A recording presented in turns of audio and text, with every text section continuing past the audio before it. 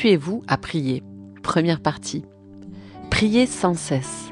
1 Thessaloniciens chapitre 5, verset 17. Si vous êtes prêt à respecter chacun des commandements divins, mais que vous êtes négligent lorsqu'il s'agit de passer du temps en prière avec Dieu, cela prouve que votre amour pour Christ s'est refroidi, que vous êtes arrogant, vous estimant capable d'affronter la plupart des difficultés de la vie tout seul, sauf peut-être dans les cas extrêmes, et que vous êtes devenu insensible au fait que Dieu aimerait passer du temps en votre compagnie. « Mais j'ai tant à faire », diront certains. Vos choix en matière d'occupation démontrent ce qui est important à vos yeux. Si vous négligez la prière, c'est parce que vous ne vous êtes pas rendu compte de son importance, ou bien parce que vous êtes devenu ignorant de l'état spirituel de votre cœur. John Wesley a dit « Dieu n'agit qu'en réponse à nos prières ». Par la prière, vous confiez toute situation entre les mains de Dieu, sinon, qui la contrôlera ? Vous ? Vraiment ? Alors bonne chance. Paul nous a conseillé de prier sans cesse. Nous pouvons prier n'importe où, à n'importe quel moment, à propos de n'importe quoi.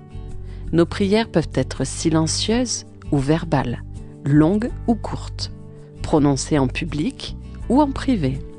Prier sans cesse veut simplement dire rester à tout moment en contact avec Dieu. Avez-vous besoin d'analyser et de recalibrer votre vie de prière ? Si oui, répondez honnêtement à ces 3 questions. La première, priez-vous souvent ? Si vous ne vous souvenez plus de la dernière occasion où vous vous êtes approché de Dieu, votre vie a perdu sa direction et sa protection. Vous vivez sans discipline et sans guide. La deuxième, êtes-vous sincère quand vous priez ? Vos prières reflètent-elles davantage la liturgie de votre Église que la réalité de votre vie ? Peut-être connaissez-vous mal la personne à qui vous vous adressez. La troisième, quelle est la profondeur de votre foi ? Vous demandez-vous parfois si vos prières changeront quoi que ce soit dans votre vie ? Après tout, diront certains, si Dieu décide de toute façon chaque événement de ma vie, à quoi bon lui en parler ? En vérité, pourquoi prier ? Parce que prier n'est pas seulement faire plaisir à Dieu, c'est aussi nous enrichir et nous procurer sa paix. Habituez-vous à prier. Deuxième partie. Il fit ce qui était droit, mais avec un cœur qui n'était pas entièrement dévoué. 2 Chroniques 25, verset 2.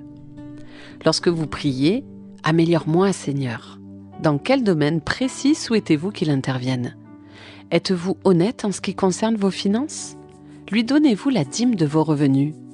Vous trouvez-vous parfois dans des situations compromettantes ou immorales ? Dites-vous toujours la vérité, même si cela risque de vous coûter cher ? Passez-vous assez de temps avec votre famille ? Vous est-il facile de dire « je me suis trompé, je suis sincèrement désolé » ou vous cherchez-vous toujours des excuses ? Êtes-vous prisonnier de mauvaises habitudes qui risquent d'affecter votre santé, votre emploi ou votre marche avec Christ ? Bien des chrétiens feraient des milliers de kilomètres pour recevoir une parole de prophétie ou de guérison, mais sont incapables de passer 1 heure entière en compagnie de Dieu seul à seul ou d'affronter avec courage les sentiments qui les éloignent de la présence divine. N'oubliez pas que si vous vous approchez de lui, certaines attitudes qui naguère ne provoquaient aucun remords en vous commenceront soudain à vous mettre mal à l'aise.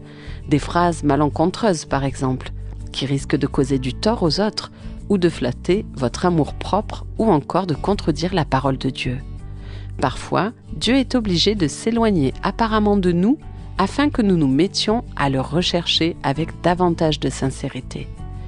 La quête de Dieu rend notre cœur sensible à ses paroles. Sinon, nous risquons de nous enliser dans nos habitudes religieuses.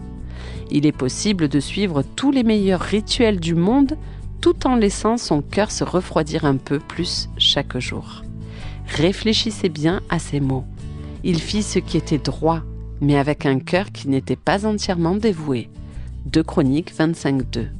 Voilà ce qui lui manquait, un cœur totalement dévoué.